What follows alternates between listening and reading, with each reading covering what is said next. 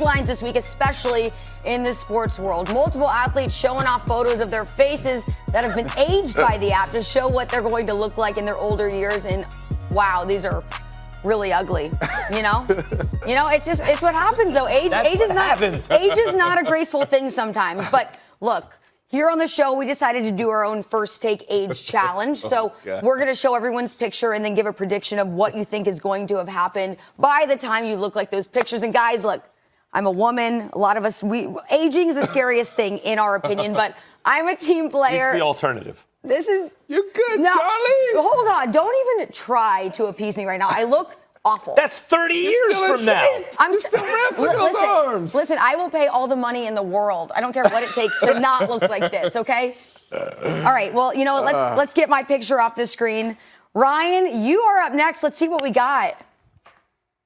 Ryan looking like the first player coach of the Washington Generals or something like that. Muhammad Ali. The little gray sprinkled in there in the mustache. What's your take, though? You got a futuristic take? When this Luka picture's a reality? Doncic will have multiple championships, multiple NBA championships by the time I look like that. You say so. Bro, hey, absolutely. Multiple championships, all in Dallas. Well, that depends on if Multiple's a lot. Porzingis can stay healthy. If Porzingis stays healthy, I agree. But Porzingis got to stay healthy. You'll be all right. All right, Dominique, you're up next. I got. No, hold on. No, we got. Hold on. Yes! I love that man. Look at that man. That's sexy. Goodness gracious. You look like you should bad. play like the father in some movie. You know what I mean? Like the old dad. I guess grandfather at that point. I am an old dad. That's fine, but Somehow your hair is That's slicked an old back. grandpa. That's an old dad. Grandpa. Slicked it back. Oh, and I somehow became Dominique Wilkins. That's impressive. I think there might have been a mistake somewhere along the line. That's fine. Hey, are we sure that's me? It's a beautiful coat, though. But anyway, I was going to say. All right, so Neek, what you got? LeBron James will win the MVP. But I'm talking LeBron James Jr. Young Bronny's going to come into the NBA and get him an MVP just like his daddy. I like that. Hey. All right, well, there's only one person up next, Max. Because in 30 years, I'll be 100. And I look at you. What? Hold on. What's the difference? This is the age challenge. What's the difference? Now, I think I will age better than that. It just so happens I'm afflicted with a terrible disease whereby I get more handsome as I age. You know what they say? They say there's two things that don't stop growing as you age. That's your nose and your ears. That's just what I needed to hear. Of all the things, that's what I needed to hear. All right, here's my prediction. Tom Brady will fall off the cliff 30 years from now. Finally, listen, your prediction let me comes true. tell you what's going to come true, and it's going to come true a lot sooner than that. People will recognize what I've been saying now. Kawhi Leonard is the best player in the NBA. All right. By that time? No. Way before that. Like by the end of next year, people will finally be on the same page as me. Even though in his latest video game ranking, he's tied with LeBron at 97. But right now, Kawhi is the king of the NBA. Well, that makes sense because I thought that was a selfie. I didn't think that was like enhanced at all. I really don't see a So difference. that's just next year. That's what he's going to look like next year? That's right, next year. Yeah, if I have to argue with him much more. White hair with these ridiculous. And just so everybody knows, on the Face app, there's also one where you can make yourself look younger. So maybe tomorrow we spice things up and see what we look like as youngins to compensate for what we can go back we just to a time when he was getting upwards of 12 seconds in a game in the NBA. We're going to pull out the rap videos, Max. Go back 10 years and we're going to pull out the rap videos. Sometimes he might even get 12, 13 seconds in a game. Those are the good old days. Isn't that a shame? How'd your nose get bigger? How'd they fit that thing on the screen? So I told you, they don't stop 30 growing years from now, noses. that's me at 75, so don't forget I'm older than you, so I get to look older. You look so jolly, though. Yeah. You know what I mean? I'm going to be so much better looking than that by that age if I live that long. You can come to the plastic surgery center with me if need be. Never. Don't do it. Don't fight it. It always ends up looking worse. Just go ahead and let it happen. I know it looks worse. an improvement Once you get to right a certain age, you can't keep fighting it. Just let it go. Let the hair go white. Just do it. Yep. All right. Well, let's switch gears a little bit, all right? Unless we want to keep talking about this all show long. But, all right, we are 50 days from the start of the 100th NFL season when the Bears host the Packers. Oh, hold on. 100 days. We're 100 days from the first game. Wait, hold on. 50 days. 50 days. No, I was right. 50 days from the start of the 100th season. There we go. Sorry. 50 days from the start of the 100th NFL season. Got it. When the Bears host the Packers. All right. Some NFL training camps getting started today, including the Broncos, Cardinals, Ravens, and Seahawks. So let's rip through some rapid-fire NFL topics. All right. First on the chopping block, which NFL rookie is best set up for success? I like Josh Allen. He is a pass rusher from Kentucky. He's more than a pass rusher, frankly. He's an outstanding athlete. I think you could argue that maybe the fit isn't perfect down there in that 4-3. You might think of him more as a 3-4 type of guy, but he's great at rushing the passer. He can also cover. But why I really like him is he's going down to an excellent defense, and he's not going to get double teamed because they already have Yannick Ngakoue, they have Calais Campbell, they have Marcel Darius, and on third downs and passing downs, which is just about every down in the NFL, he's going to be able to go one-on-one with tackles and defensive ends. I think he's going to put up impressive sack numbers. I think Nick Bosa, because first of all, he's unstoppable. He's like one of these guys. You're not going to stop him off the edge. And then you have Jimmy G, who looks like he's going to be ready for week 1. And if that's the case, they should win more games than last year. And Nick Bosa will get some of the credit for that because of the pass rush. I like Bosa. I like Kyler Murray in that Cliff Kingsbury air raid offense. We see how he developed guys like Patrick Mahomes, and I think it's actually set up for him. The entire system, the organization is set all around Kyler Murray. He has no option but to succeed. Yeah, but they, even if they improve by a couple games, they're way under 500.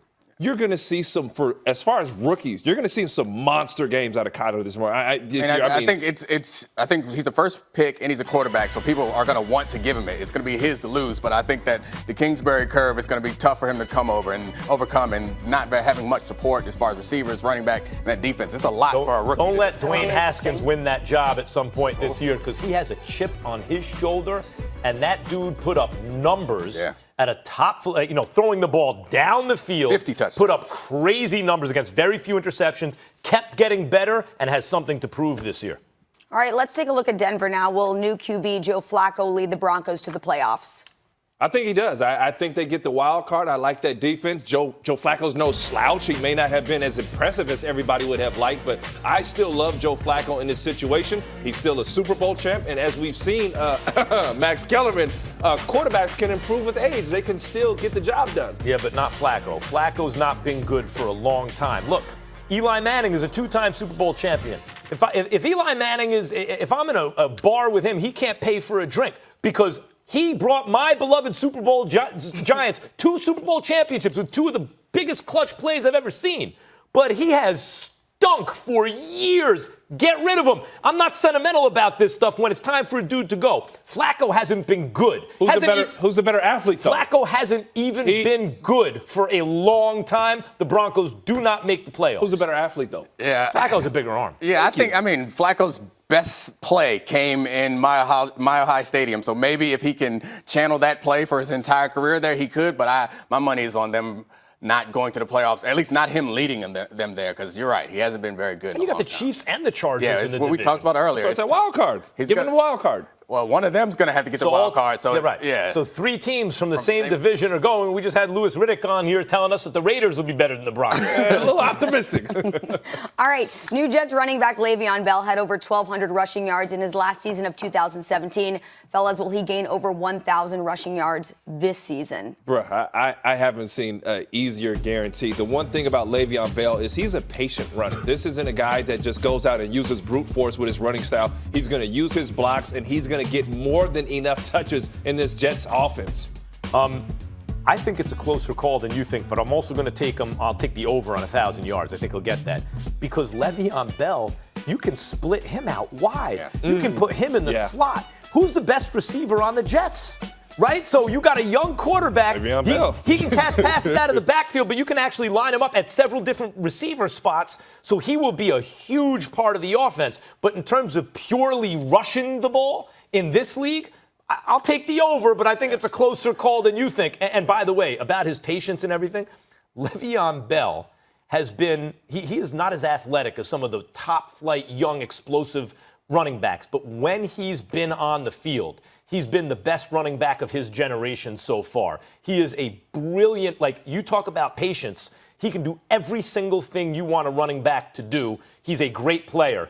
1,000 yards rushing, yes, but not as easy as you think. I think it's a close call because I think he's coming off of a year where he may not have kept himself in the best condition. He's always been a guy who's had injuries pop up here and there. That could happen too. And again, the biggest strike against him putting up 1,000 rushing yards is that he's a receiver. So they're going to take the ball out of his they're not going to hand it to him. They might throw it to him. So I'm going to go for the over just because I normally trust talent, but I think it won't be a close call. But I do think he'll be a net positive, even if it's offense. I know he's done his wild stuff off the field, but I think when you watch him run, he's intelligent and smart enough to know that if I have a big guy I'm going at, I'm quicker than the big guys and I'm stronger than the little guys. So it's really a pick your poison type of situation with Le'Veon Bell. And I mean, you talked about fresh legs. Obviously, you're questioning the conditioning, but I mean, I think this guy knows exactly what he needs to do to get him. He's young enough. But you also do the Jets have the kind of offense where they're going to be able to run the ball a ton late in games? We always talk about how Ben Roethlisberger benefited from having Le'Veon Bell and having Antonio Brown. Le'Veon Bell also benefited from having Ben Roethlisberger and Antonio Brown. He doesn't have it in that offensive line. He doesn't have any of those things in New York, but I'm betting on his talent. Well, Dom, what's the quarterback's best friend? A good running game. And a safety blanket in the passing game. He knows that anytime Sam Darnold can dump it off, and then this guy's going to but that's why he might have a ton of yards. But as a receiver, if the Jets are behind in the game, late in the game, you're using Le'Veon Bell as a receiver as much as a running back. Who's the offense? Safe to say. This guy's the entire offense. I think he walks into 1,000 yards. Oh. How are the Jets going to do in the division? Patriots going to win the division. By the way, their division. Again, guys, the Patriots are running unopposed. That's the thing about the Patriots. There's no. If you look at a list of quarterbacks throughout Belichick-Brady's marriage in the AFC East, it's a joke. Like, you find the biggest names you can find. You felt like an ancient Vinny Testaverde. Like, it's a joke. I would have a problem with them running unopposed if they hadn't been there before. They didn't know what the preparation to get to a Super Bowl looks like. And that is actually the best scenario. They're stepping in with fresh legs. They're not going pound for pound and beating their bodies up week after week. There are some younger teams where you say, man, they need the competition. They need the tight games. They've got to stay fresh. But, man, you can't have problems with New England. A lot of people have been talking about Rob Gronkowski maybe coming back. What do you think? Is that really a possibility? It's absolutely a possibility. I would say it's less than 50%. Like, I think it's unlikely. I think you said 40%. I would say if I were to have to bet on this, I'd say he wouldn't come back. But it's absolutely a possibility. And I think that players, when they retire, you don't miss it during training camp. You don't even miss it during the regular season. You may miss hanging out with your guys. You miss it when they're about to kick it off in a playoff game, a championship game, or something like that. When all the chips on the table, when everyone's excited, and everyone's amped up, that's the only time when you miss it. So I think that if Rob thinks about coming back, it won't be here for a while. It won't be towards the end of the season. How old were you when you decided not to play? 28. Oh, yeah. It hurts. What goes through your mind when you decide to retire and then you're not out there? I think most guys, at least in football, it seems more recently, a lot of guys are ready to retire when they retire. They aren't getting forced out like they used to have to be. I remember my rookie year, Jerry Rice was in our training camp. Yeah. He had been playing for 20 years. Like, he had to get run out of the league. That's not the way guys think anymore. I think it's a combination of the increased money and also increased awareness for head injuries and stuff. But once I signed my second contract and then I tore my ACL, I kind of looked at the rest of my life and was like, well, am I going to keep doing this or is it time to move on? It was time for me. I'm not sure that Gronk. The difference between you and Gronk, like, Gronk looks like a dude who likes the contact. Here's the thing about Gronk. If someone said, I know Tony Gonzalez and other guys, but if I had to pick a tight end to make my all-time team, I'm taking Gronk. I'm not even thinking twice about it. I agree. You saw the contributions he made just as a physical tight end, not even as a pass catcher last year in the playoffs.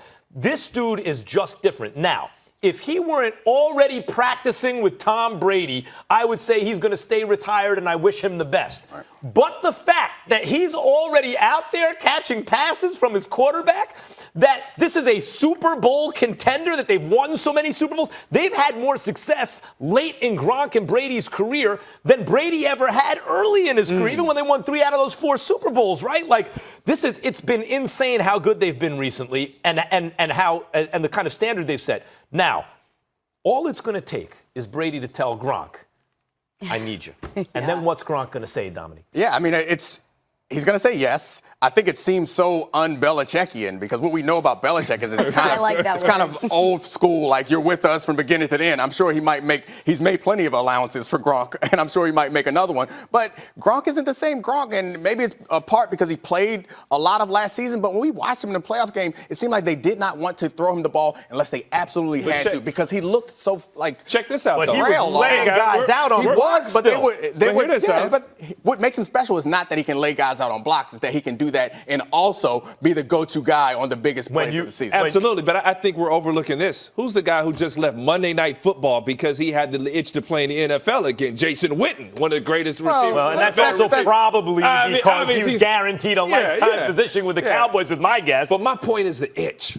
I actually feel like if this guy starts getting the itch halfway through the season, you know he's going to be around the organization, still lives in the area, he could come back and play. And the thing we talked about earlier, they know the formula for success. So if his body gets up to condition, he's feeling good, I think he goes out and makes a run. Yeah, I wouldn't be surprised if he did it. But I think the Jason Witten is an odd comparison because I think there are a ton of other variables that went into Jason Witten going back to football, and I don't think they apply to Gronk. I just say in the sense of just this guy wants to be on the field. In certain respects, like Witten was always open even when he had no separation kind of guy. He was a good, and Gronk at his, and Witten was an excellent player.